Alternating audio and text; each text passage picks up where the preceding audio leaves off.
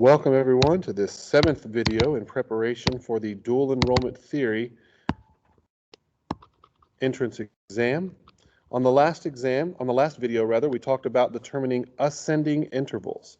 This video is going to be how to determine descending intervals. Descending intervals are one more step than your ascending intervals, okay? The extra step is, we'll just call it step 0. Step 0 is determining your inverse interval. Here's what I mean by that. If you're asked for, I'll do treble clef. If you're asked for a minor seventh down, whenever you are asked for an interval down, step number 1 is going to be to determine its inverse interval. All right? You remember that your intervals, unison through octave, 1, 4, 5, and 8 function as perfect. 2, 3, 6, and 7 function as major. You remember that major intervals can be adjusted to augmented, minor, or diminished, and perfect just to augmented and minor. The inverse interval of any descending interval given must add up to 9, and then you take the inverse quality. Okay? Here's what I mean by that. The inverse quality. First of all, the inverse adding up to 9. If I'm asking you for a major seventh down, I'm basically asking you for a second up, because 7 plus 2 equals 9. Okay? Octave is inverse from 1, 7 to 2, 6 to 3, 5 to 4, 4 to 5, 3 to 6, 2 to 7, and 1 to 8. The intervals must add up to 9. The qualities must be inverse. Major becomes minor, augmented becomes diminished, perfect remains the same. So if the inverse interval of minor 7 is a major second, okay? In the inverse interval, you now already know how to determine a major second above. If you don't, go look at video number 6. A major second above C is D natural, and then you take it down. There's your minor seventh below C. It is a D natural. If I were to ask you for, let's do C natural again, a diminished fifth below, okay? It is the same. First of all, what is your inverse interval of diminished fifth? The number is going to be 4. The quality, diminished, becomes augmented. It's going to be an augmented fourth. What is an augmented fourth above C? F sharp. Take that down the octave. There you go. This stuff here, you do lightly and then erase, or you do it out in the margins, so that the person who's grading the exam only sees the answer, okay? To do a descending interval, it's the same as doing the ascending interval, or rather it's the same as doing the ascending inverse interval. Let's do C again. Major third below is the same as doing minor sixth above. Minor sixth above is A flat. There is your answer. Okay, does that make sense?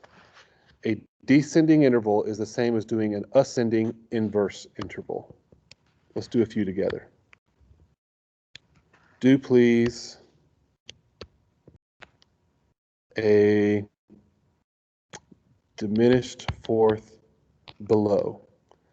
Let's do it, kind of step through it together. What is the inverse interval of a diminished fourth? Push pause if you need to. Here's your answer. I would do this over in the margins. Diminished fourth is the same as an augmented fifth above. Now I do all the steps that I learned about how to take the key signature for the bottom note, employ it, and then adjust. I would do that in my margins, and then take it down to right there. And then again, I would have to erase that business up there. A diminished fourth below B flat is an F sharp, just like a diminished or an augmented fifth above B flat is an F sharp. Let's do minor second below,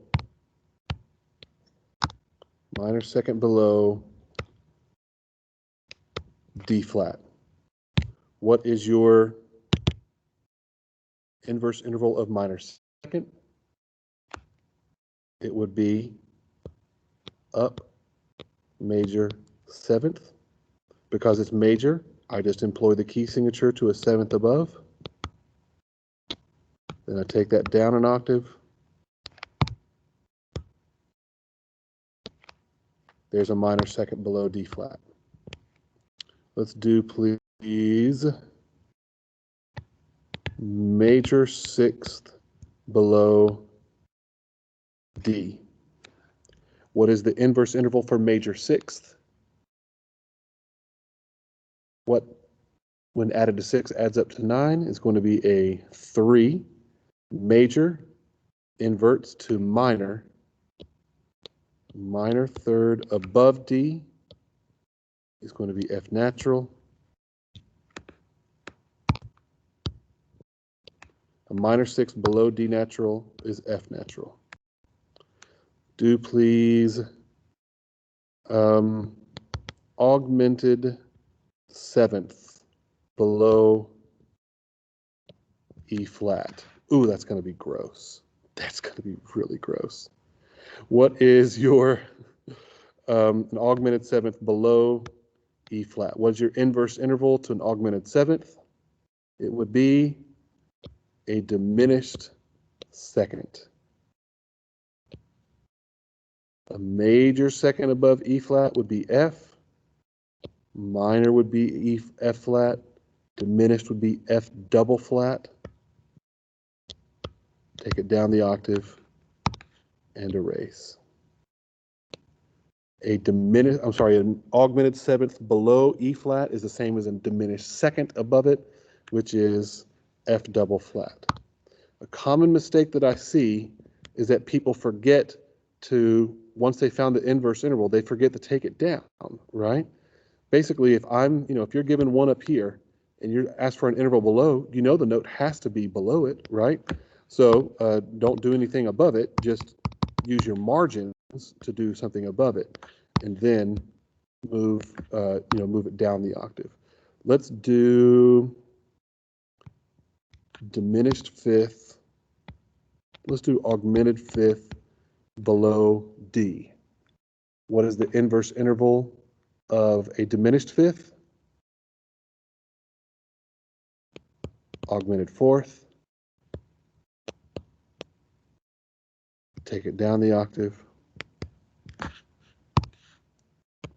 and erase. Let's do a few on your own.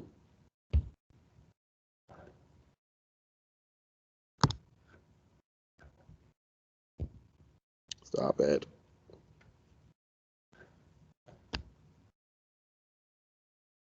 All right, here we go.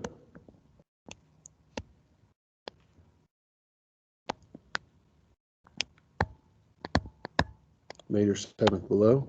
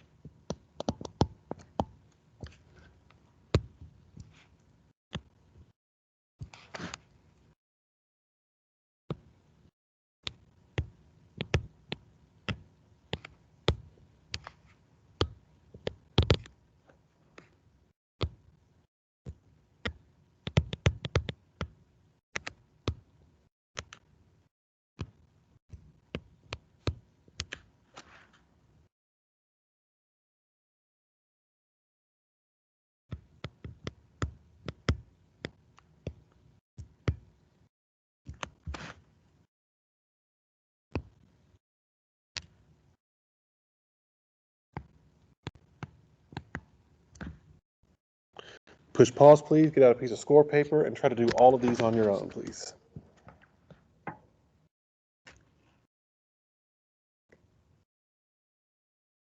Here comes your answers.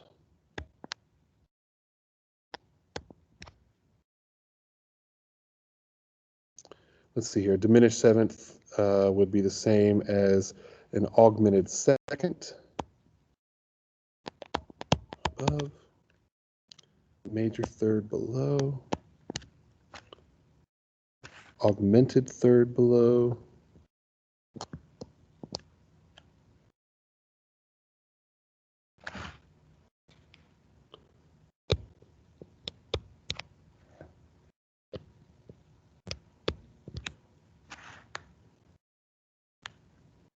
Augmented sixth would be the same as a diminished third. So it's going to be that guy, B double flat. Major sixth below would, or sorry, minor sixth below would be F sharp. Okay, so again, for descending intervals, you first find the ascending inverse interval, and then you take it down the octave. For the inverse, the numbers must add up to 9, and the qualities must be inverted such that diminished becomes augmented, augmented to diminished, major to minor, minor to major, and perfect remains the same. Okay, you must first be able to do ascending intervals before you can ever do descending intervals. But then to do those descending intervals, it's the same as doing the inverse ascending interval.